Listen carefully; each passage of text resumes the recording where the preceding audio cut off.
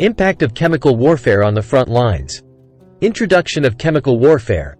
Chemical warfare was introduced during World War I, with the first large-scale use of chemical weapons occurring in 1915. Types of chemical weapons.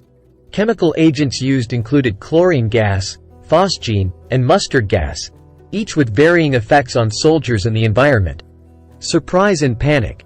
The initial use of chemical weapons often caught soldiers by surprise, leading to panic and disarray among the affected troops. Physical effects on soldiers. Chemical agents caused severe respiratory issues, skin burns, and in some cases, death. Long-term health consequences were also observed. Creation of gas masks. The threat of chemical attacks led to the development and widespread use of gas masks to protect soldiers from inhaling toxic fumes. Trench warfare impact. Chemical warfare significantly impacted trench warfare, as gas attacks could penetrate and linger in the trenches, making them dangerous areas. Gas attacks and offensives.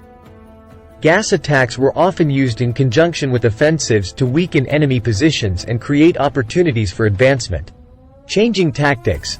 The use of chemical weapons forced military strategists to adapt tactics, emphasizing the importance of gas protection and early detection. Gas alarm systems. Frontline troops implemented gas alarm systems to provide early warnings of potential gas attacks, allowing soldiers to don their gas masks promptly. Psychological warfare.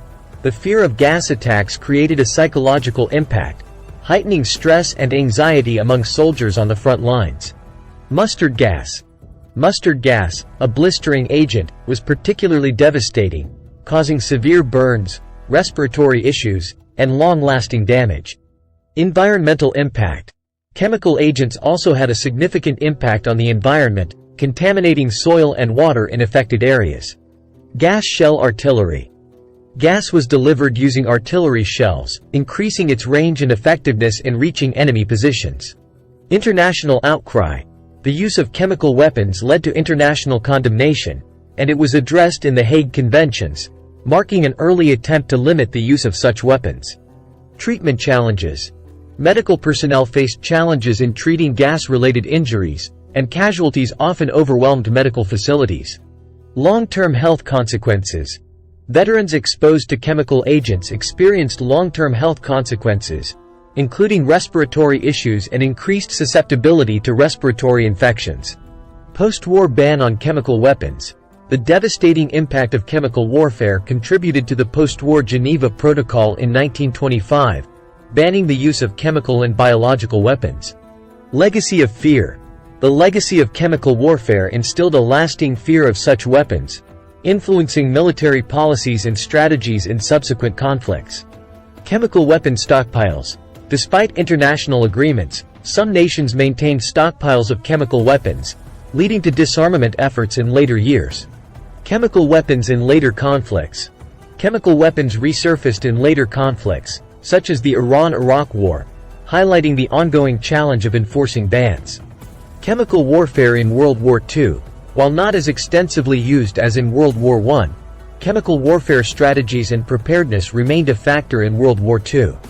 Chemical weapons treaties. International efforts, such as the Chemical Weapons Convention, 1993, aimed to eliminate existing chemical weapon stockpiles and prevent their future use. Technological advancements. The threat of chemical warfare spurred advancements in protective gear, detection methods, and decontamination procedures. Chemical warfare in the modern era. The specter of chemical warfare persists in the modern era, with concerns about potential use in regional conflicts or acts of terrorism. Educational and awareness efforts. The history of chemical warfare serves as a reminder of the devastating impact of such weapons, emphasizing the importance of international cooperation to prevent their use.